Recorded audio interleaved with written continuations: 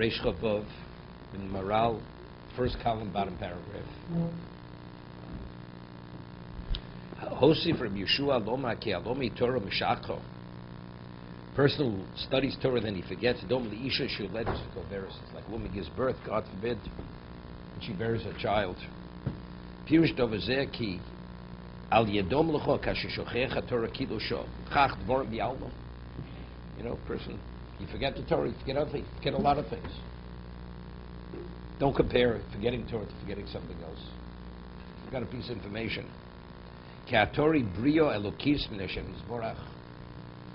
He says, Torah itself is a spiritual creation from Hashem.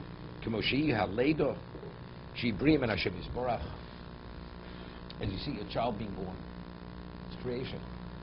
It's almost the closest thing to what? It's called procreation. It's almost like a yesh miyayin, right? You have some fluid and it develops into a human being. So it's a bria. The kasha isha ledus koveris hari mafsedis bria lokis. When a child, God forbid, dies, his parent, God forbid, child dies, has to bury a child. You have a spiritual entity. Child coming into existence has a spiritual essence. So what's being lost? Something spiritual. It's not just a physical being. It's not physical.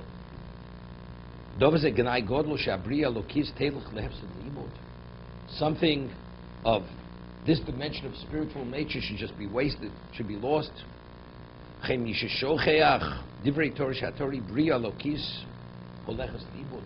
Something of such exalted value also should go to waste, should be forgotten.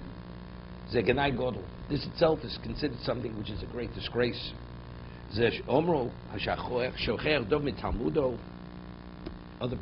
Mishnah Pirkei Avos. It's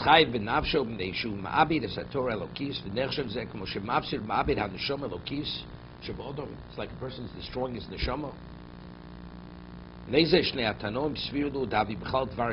Therefore, this is considered like disgracing the word of Hashem. It's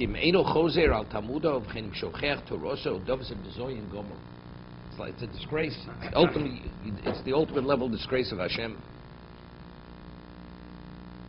So is it worse than not to learn and then not to review?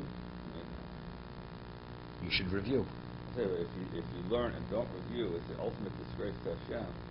So why? It's like you're asking me, Lahavdu, is it better not to work and not earn, or to work and not pay your taxes? You realize you earn, you have to pay taxes. You know, maybe it's better don't work. I won't pay taxes. You can't be guilty, right? Same thing, Lahavdu. You have an obligation to learn. But if you don't, one doesn't review, so you have an obligation to learn. What do you mean it's better? Firstly, it's not your choice. If you had a choice, maybe. But you have no choice. You have to learn. Now that you're learning, you have to value it and understand its value. And if you understand its value, review it.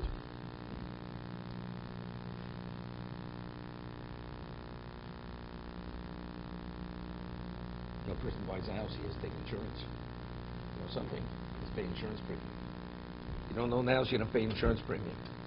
You know, so son, live on the street, be homeless. You don't have to buy. You don't have to be busy with insurance. No, I'm just saying in terms of the question. So it's like taking responsibility. That's what you're doing. When you learn, you take responsibility. And if you don't, I mean, you're going halfway.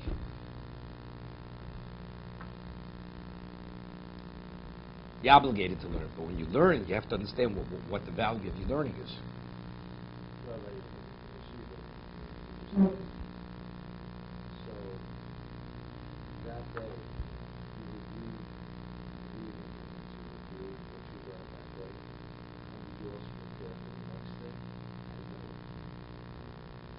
Many things in the shir. You had a shir. That afternoon, you reviewed the shir for a few hours. Evening, you learned something new. Next morning, before the shir, you prepared for the shir. Some people prepared at night. Some people reviewed more at night. Everybody did their own thing. Everybody had their ways, do their things. Also depends on the person's memory, how well you grasp it initially. how much time you have to invest in reviewing. But the yeshiva, you review multiple times, as I mentioned. You review every day, then you review every Shabbos, the whole week's material, and then every few weeks you review, again, all the material. Then eventually you have an exam. So you have to review quite a bit. You would learn 8, 10 blot. You'd have to review all 10 blot of Gemara.